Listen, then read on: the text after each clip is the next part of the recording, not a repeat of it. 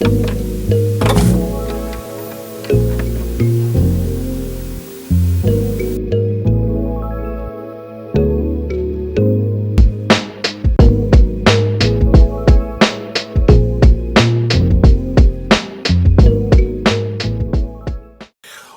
up, it's your boy T-Bone on Reaction Today's Music Monday. Here's doing my chill alarm on 11 because they keep lowering and stuff. I don't get too damn low.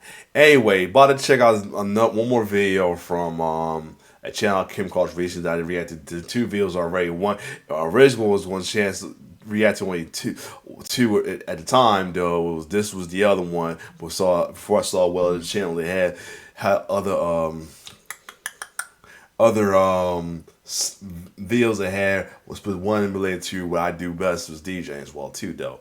This one we're gonna check out is 10 80s hip hop samples from the 80s we'll never forget though. I always talk about how hip hop sampling in the 80s was crazy, that it damn near took for like, especially the mid to late 80s, it like took like over 100 songs just for 100 samples just for one song as well too. I just kind of got hear that in the story when I react to the Bomb Squad video from L Train as well too though, and it's crazy, but it was some notable samples that damn near everybody of hip hop of the 80s from the days 80s rappers started using sample till later on until this day that they use as well too. Top one being James Brown. The number one is always gonna be James Brown. Every sample is a James Brown. Every sample made is a James Brown sample, no matter what though. So that's the top one right there. So anyway, we're gonna check out along with James Brown many other samples that's well known. Bob James is another one as well too. So anyway, we're gonna check out 10 hip hop samples for A's that we never forget that damn near everybody use. Let's get it. Shout out to Brandon Shaw, that's from them. Yeah, Piece of President is definitely one of them. These are the 10 hip hop samples from 1988 that transformed music forever. When producers dropped the needle on these breaks, they weren't just making beats, they were creating the blueprint for modern hip hop production. From James Brown's funky drummer to obscure jazz records that sold for $5 in 1988. What's that drummer name? I keep forgetting his name. Clyde Stubblefield, yup. And now fetch thousands. These samples built hip-hop's golden age. Public Enemy's production team alone used over 200 samples that year. Saw that, yup. NWA's revolutionary sound came from just 3 turntables and a sampler. And the bonus, the one sample from 1988 that got more artists sued than any other in hip-hop history. These sonic fragments became the foundation of a revolution. Let's drop the needle on hip-hop history. Number 1, James Brown's funky drummer. Yup. The most sampled break in hip-hop history found its defining moment in 1988. When Public Enemy's production team, the Bomb Squad, chopped up Clyde Stubblefield's legendary drum break for Bring the Noise. They created a sonic assault that changed everything. The original recording from 1970 cost James Brown just $750 to produce. By 1988, that 8-bar drum solo had been looped, chopped and flipped on over 1,000 hip-hop tracks.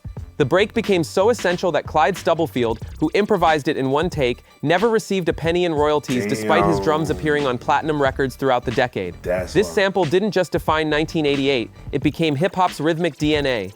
Number 2. And that's probably why they started suing as well too though. But now you get Clyde Stubblefield drums and like sample packs stuff as well too that later as well too. The Amen break, 6 seconds that built an empire. Yup. Straight Outta Compton. Straight Outta Compton. My Desire. Good amount of others too. I was gonna say I think I'm trying to figure that the Osman has to use sample too, but anyway, we'll find out. Originally from the Winston's 1969 B-side Amen Brother, this drum break exploded across hip-hop in 1988. NWA used it. Mantronix flipped it. Third Bass chopped it. The break's creator, Gregory Coleman, played those 6 seconds in one take during a 4-hour session that paid him $20. By 1988, those same 6 seconds had generated millions in revenue for hip-hop artists. The pattern became so ubiquitous that it spawned entire subgenres. From hip-hop to jungle to drum and bass, this break became the rhythmic foundation. Yeah, it was using a lot. That and Funky Drum was using a lot of like drum and bass and electronic too, though. That's crazy. For 3 decades of music. No drummer in history has influenced more records without knowing it. Coleman died homeless in 2006, never knowing his 6 seconds of drumming had changed music forever. Number 3. Impeach the President by the Honey Drippers. Of course. The break that launched 1,000 hip-hop classics in 1988. When Audio 2 sampled this for Top Billin', they created one of the year's biggest underground hits using just this drum pattern and a bass line. The original single sold less than 5,000 copies in 1973. By 1988, it had become hip-hop's secret weapon. The drums were so clean, so perfectly mixed, that producers could loop them endlessly without any processing.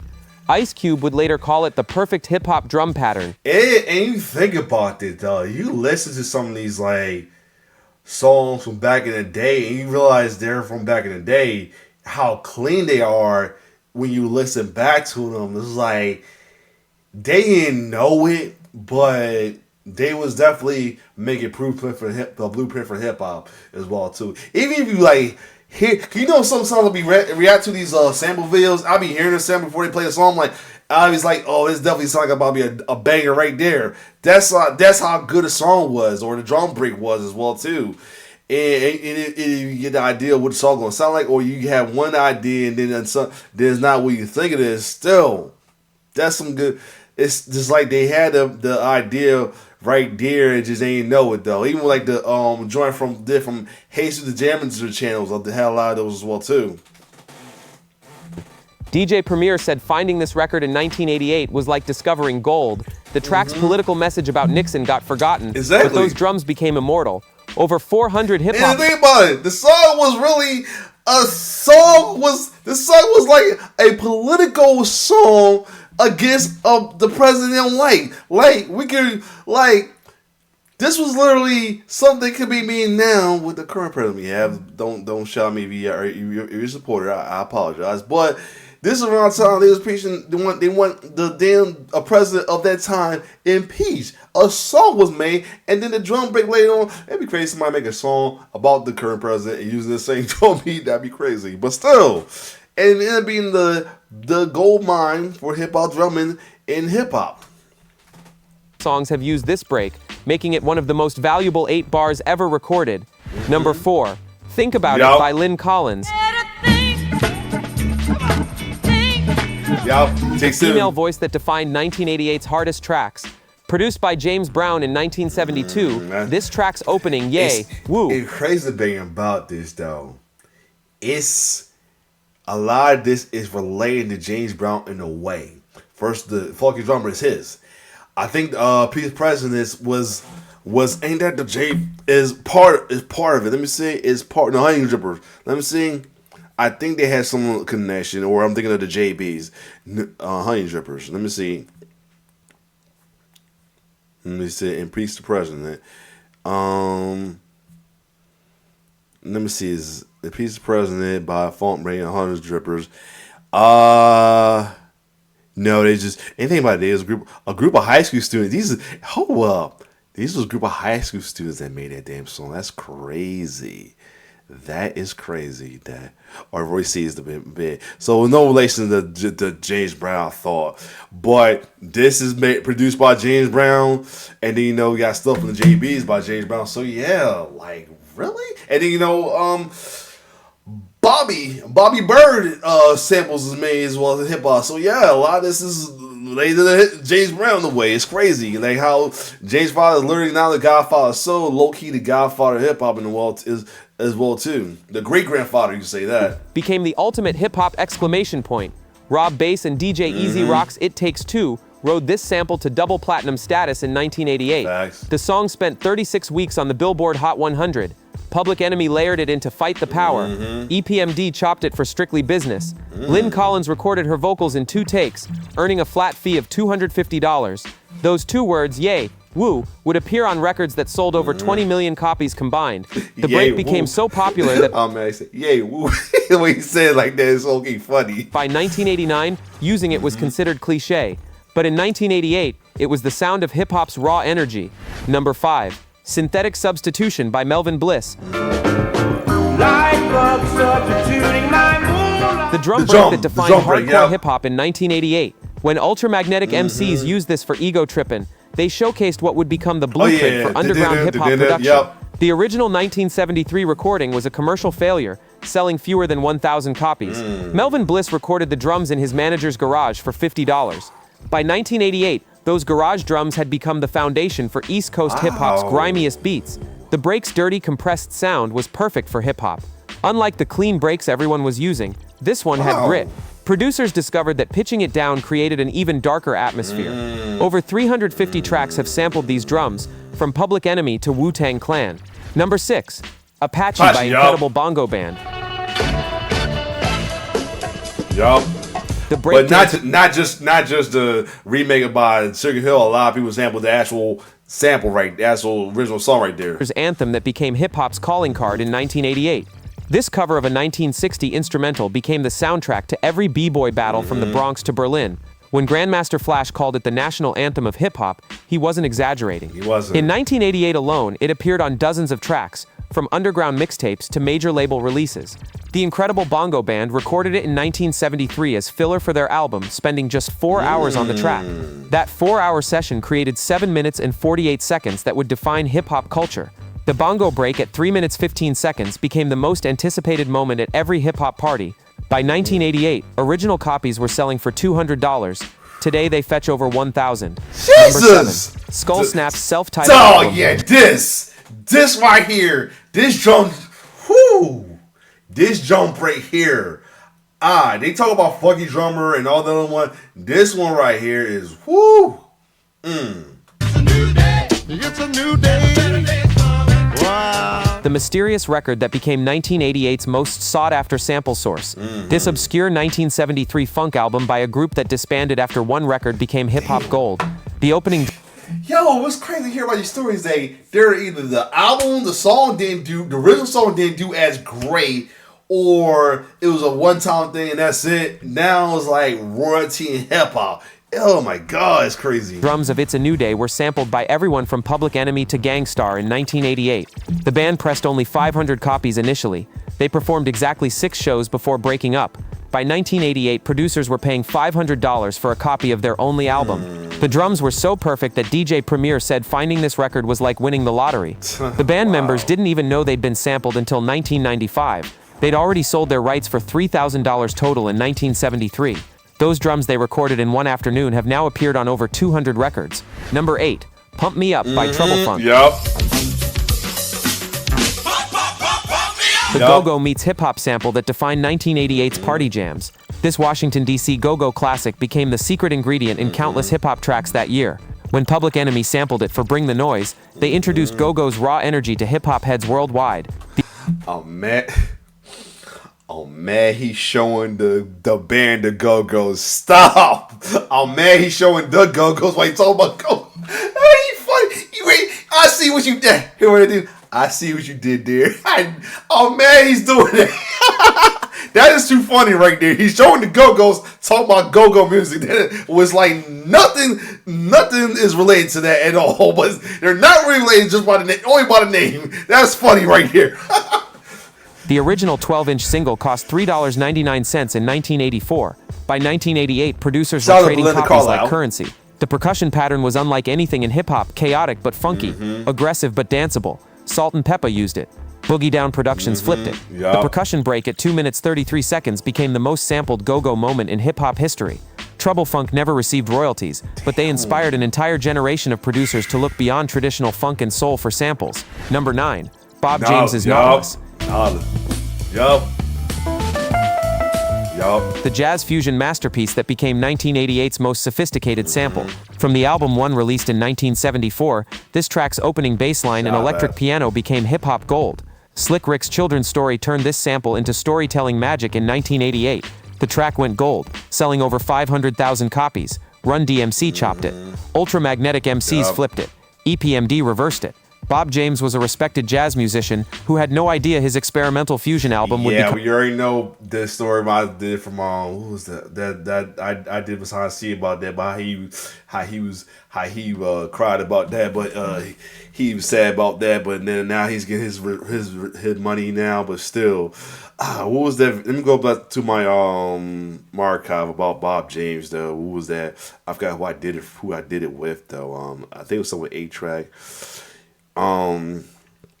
Let the Record Show. Let me see, where is it at? It was like the Record Show. Yeah, it's part of Let the Record Show. That's Vault 2 though. What was it called? Yeah, I can't do the whole thing, but yeah, and I did a lot of Bob James, so shout out to the man. And he's a good sport. And the thing about the fact that he became a good sport about sampling to the point that he got into the sampling game himself though. Shout out to the man for real though as well too. Though you haven't checked out he has a whole segment on Tracklib. Definitely check it out for sure. Become a hip-hop cornerstone. He recorded Nautilus in 2 days at a cost of $12,000. By 1988, that recording had generated millions in hip-hop revenue. The underwater sound effects and Rhodes piano created an atmosphere that producers couldn't replicate with drum machines. Over 450 hip-hop tracks have sampled Nautilus, making Bob James one of hip-hop's most sampled artists without ever making a hip-hop record. Number 10, Ashley's Roach Clip by the Soul Searchers. Yup. The funk explosion that gave 1988 its hardest beats. This 1974 Chuck Brown production became the foundation for... Wow, I didn't know Chuck Brown was part of that. That's a Chuck Brown production. That's... Chuck Brown is the king of go-go. It was go-go was sampled with Trouble Funk and had a little contribution to hip-hop as well too. A lot of good connection right there. 1988 its hardest beats. This 1974 Chuck Brown production became the foundation for Eric B. and Rakim's revolutionary production style. When Microphone Fiend dropped in 1988 using this sample, it redefined what hip-hop...